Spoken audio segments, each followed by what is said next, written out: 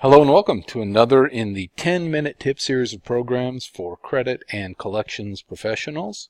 This one is titled How to Expedite Bank Reference Checks. My name is Michael Dennis and I will be your presenter today.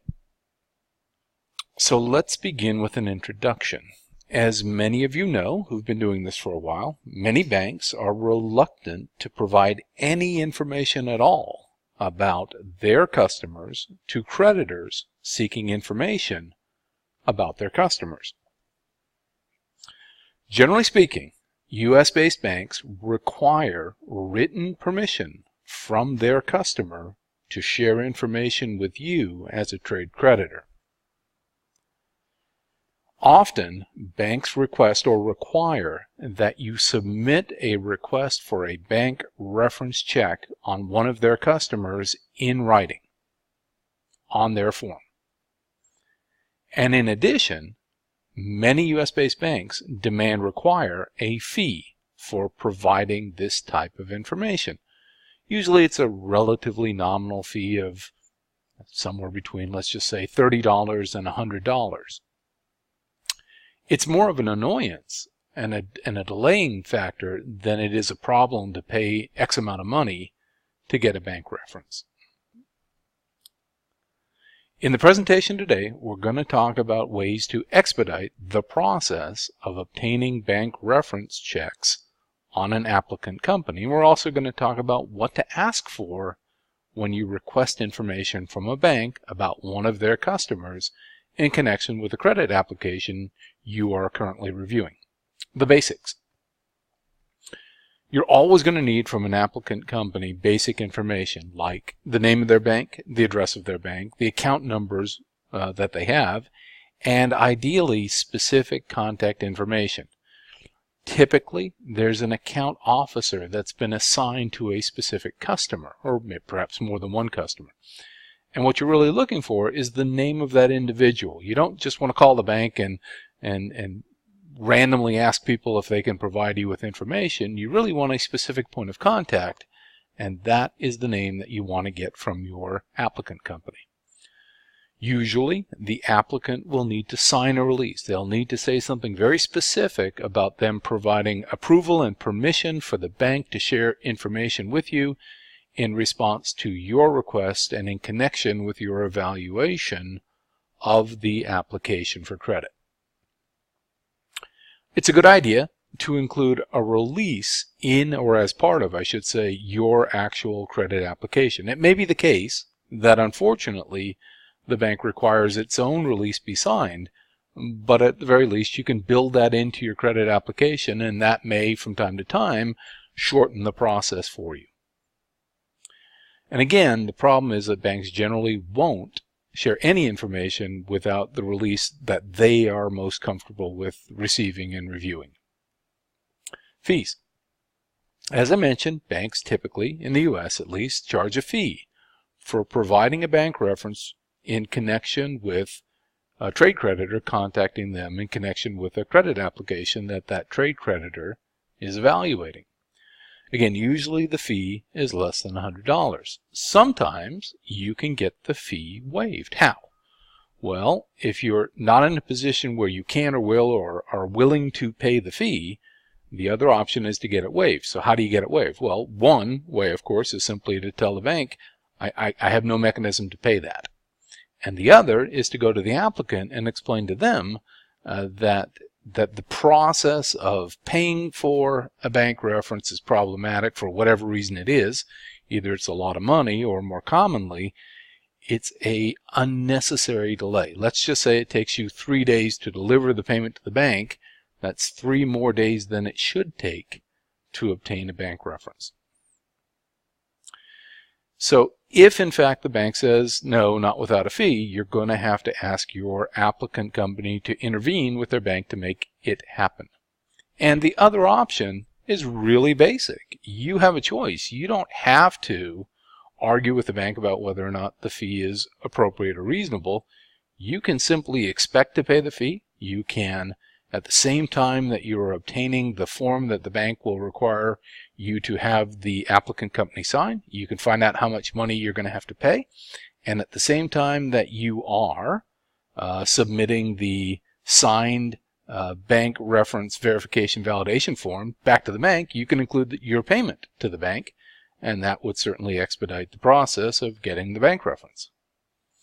So the option is, of course, not to contest, not to argue with the bank about why you should have to pay for a reference from them. In connection with any interaction that you have with a bank, you need to ask certain questions, and the question, of course, is which questions are the right questions? And my response would be, try to ask as many of these questions as you can.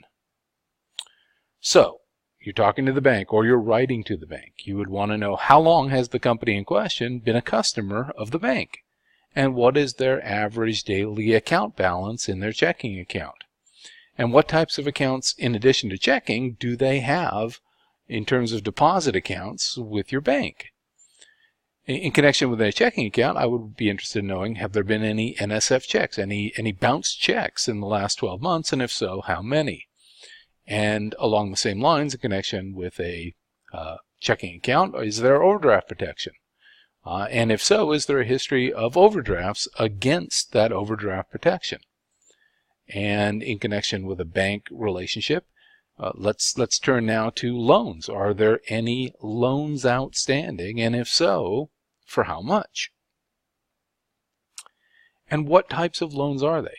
Are they short-term loans? Are they 1-year loans? Are they 5-year loans? Are they 10-year loans? Are they equipment loans? Are they working capital lines of credit? What type of loans are we talking about? And equally important, are these loans secured or unsecured? And again, I think most of us recognize that banks, generally speaking, are secured creditors, so you would expect the answer to be that all of the loans are secured. Ask these questions continued. Again, you want to have as much information as possible from the bank, and these are some more questions you might want to ask in connection with a loan, with a borrowing relationship between the bank and its customer, your applicant. What is the company's borrowing limit? And how much money do they owe you at this time? And has the borrowing limit increased or decreased in the last year? And in connection with repayments or loan payments, how are they doing? Do they have any outstanding loans, or are they paying their loans in a satisfactory manner? If they're past due, how far past due, or how much is past due? There is a concept that I'd like to discuss real briefly, and the concept relates to loan covenants. So what happens when a bank loans money to a business is that the bank and the customer, the borrower, the company, agree on certain loan covenants, certain terms and conditions under which the bank will continue to allow the loan to remain outstanding. The thing that you need to know about loan covenants is that if the terms and conditions are violated by the borrower, the bank can call the note immediately.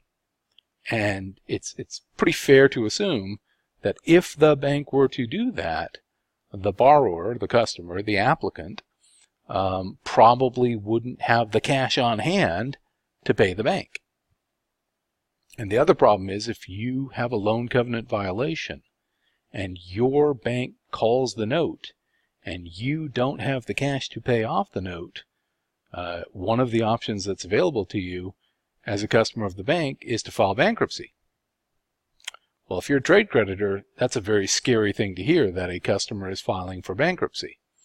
So one of the reasons that we ask about loan covenant violations is that if they exist, what it means is potentially the company that we're looking at, that we're considering, that we're evaluating for open account terms, the company that submitted the credit application might be in a position, based on a loan covenant violation, where the bank calls the note and the customer in question has no choice at that point but to file for bankruptcy protection.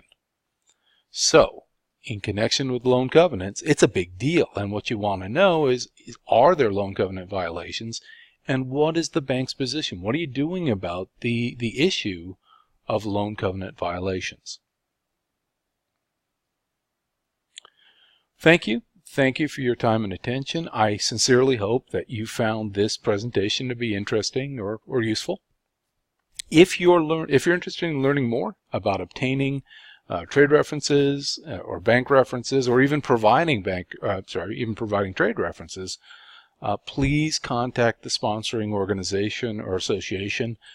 There is a much longer, a much more comprehensive program that deals with all issues associated with processing credit applications, and it's available on demand. Again, thank you for your time and attention.